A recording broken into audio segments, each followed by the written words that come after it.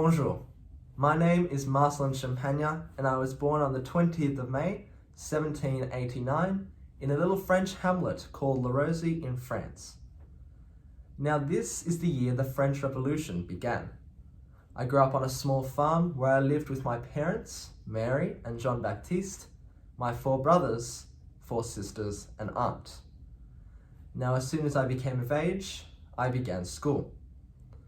Now, unlike you, my schooling journey was very short, only lasting 1 day. The teacher asked me to read, but sadly I couldn't read back then. The teacher knew this, but asked me anyway. Thankfully, another student enthusiastically helped me out. However, in doing so, the teacher slapped him across the face.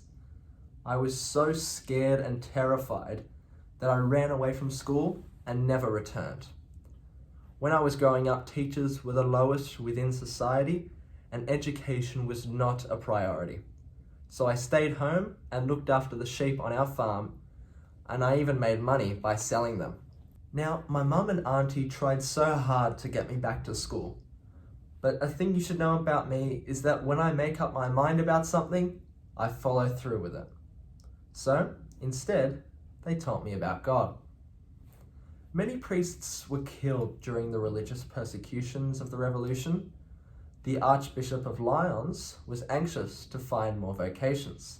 And so one day, a priest from the seminary was sent to La Rosey.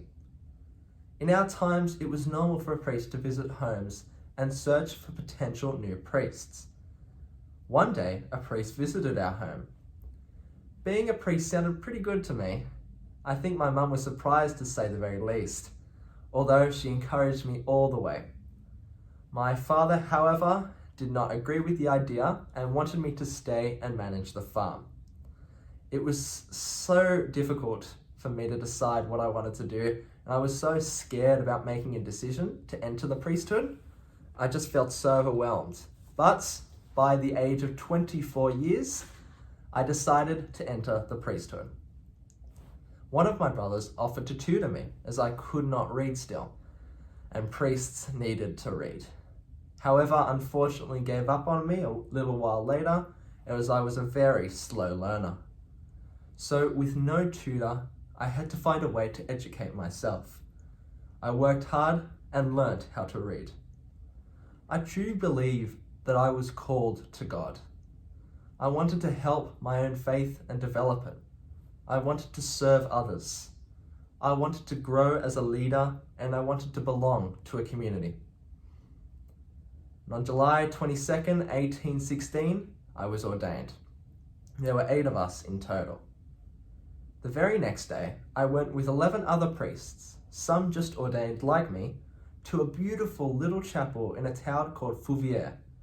It was near the seminary. We climbed 800 steps to get there.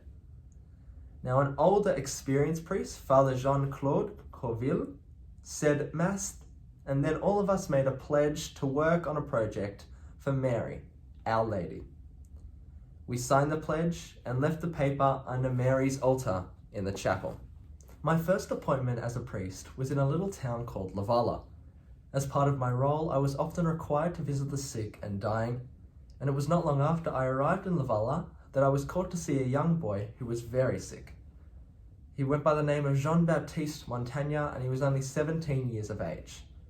Now, Jean-Baptiste had never heard of God, Jesus, or Mary, and so I sat with him for a long time and told him that he was loved so much by God. And it looked like Jean-Baptiste found peace in my words. I left and visited some other parishioners later on, and on my way home decided to call in and check on Jean-Baptiste. Sadly enough, I found out that he had passed away. I was so stunned and shocked that this man could have died without knowing God and the love that God has for him, that I came up with an idea. It was time that I needed other young men like me to join me and teach children of rural France about God.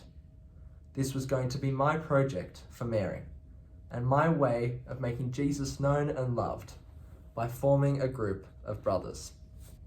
Now, on the 2nd of January 1817, I initiated my dream by bringing 2 young men together as Maris brothers at Lavala. And as you can see behind me, I carved us a table to sit and share meals at. Now originally I called my brothers the Little Brothers of Mary, but quickly changed the name to the Maryists, or as you may know it, Maris Brothers.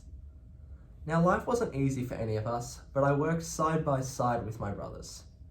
We needed to build a bigger house as the numbers of young men joining the Maris Brothers grew.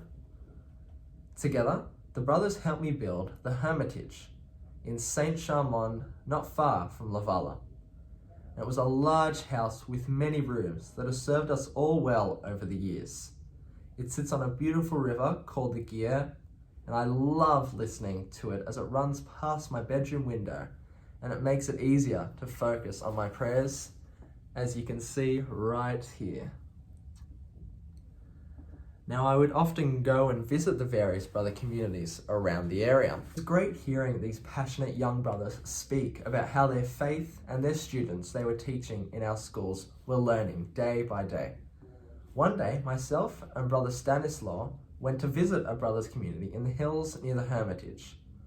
After a wonderful visit, I was quite sure that if we left when we did, we would be able to reach home by nightfall. However, about 2 hours into our journey, we found ourselves in the middle of a snowstorm. We got horribly lost. Both myself and Brother Stanislaw felt scared and hopeless, as well as very cold and tired. Brother Stanislaw gave up all hope and lied down in the snow to die.